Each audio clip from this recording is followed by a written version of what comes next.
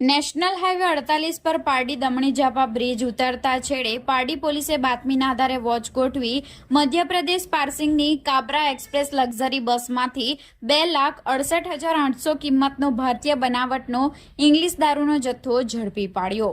તારીખ 20 મે બુધવારના 8:30 કલાકે નોંધાયેલી ફરિયાદની મળતી વિગત મુજબ પારડી પોલીસ સ્ટેશનની ટીમ પેટ્રોલિંગમાં હતી ત્યારે કોન્સ્ટેબલ ઇન્દ્રજીતસિંહ માધુબાને ખાનગી રાહે બાતમી મળી હતી કે ભારત બેન્ઝ કંપનીની લક્ઝરી બસ નંબર MP09AX 5522માં પાર્સલોની અંદર ગેરકાયદેસર દારૂ છુપાવીને એક મહિલા મુસાફરી કરી રહી છે, જેના આધારે પારડી દમણી ઝાપા બ્રિજ ઉતરતા છેડે હાઈવે પર પોલીસે વોચ ગોઠવી હતી અને બસને રોકી તપાસ કરતા ડિક્કીમાંથી પ્લાસ્ટિકના કોથળામાં પેક કરેલ વિદેશી દારૂની કુલ 864 બોટલ જેની કિંમત 2,68,800નો જથ્થો મળી આવ્યો હતો।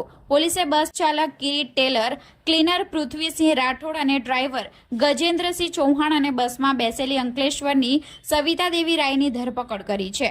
પોલીસે કરેલી પૂછપરછમાં સવિતા દેવીએ કબૂલ્યું હતું કે તેણે સેલવાસના સૂરજ નામના વોન્ટેડ આરોપી પાસેથી દારૂ મંગાવ્યો હતો, જે વાપી એપીએમસી માર્કેટ પાસે રિક્ષામાં પાર્સલ આપી ગયો હતો। બસ સ્ટાફે 9,000 ભાડું નક્કી કરી દારૂ છુપાવ્યો હતો। પોલીસે દારૂ 20 લાખની બસ અને 4 મોબાઈલ ફોન મળી કુલ 22,84,300નો મુદ્દામાલ જપ્ત કરી પ્રોહિબિશન એક્ટ હેઠળ ગુનો નોંધી વધુ તપાસ હાથ ધરી હતી।